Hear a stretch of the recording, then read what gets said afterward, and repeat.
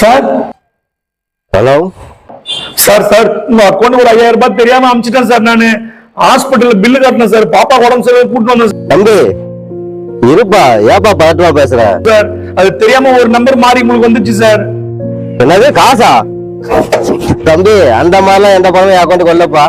ஏப்பா ஹாஸ்பிட்டல்ல QR code இருக்கும்ல, நீ ஏப்பா நம்பர் போட்ட?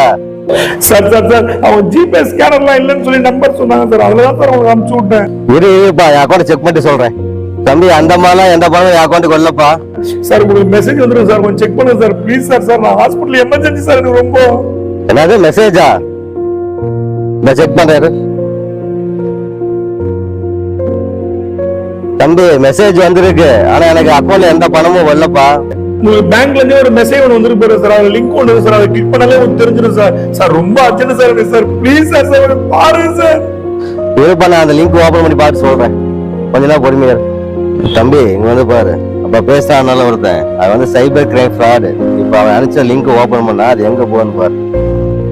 பாத்தியா அந்த லிங்கை தொட்டது எங்க போகுது பாத்தியா? ஜிபேக்கு போதா? இப்ப என்ன பண்றா, சரி அவன் வந்து பணம் போட்டிருக்கான்னு நினைச்சிட்டு நீ அக்கௌண்ட்டை செக் பண்ணலாம்னு சொல்லி அதை பின் நம்பர் போட்டின்னு வச்சுக்க, உடனே உன்னுடைய அக்கௌண்ட்ல மொத்த பணமும் அவனுக்கு போயிடும். சார் நீங்க உஷாராகிறதால உங்க பணம் சேஃப்டி ஆகுது சார்.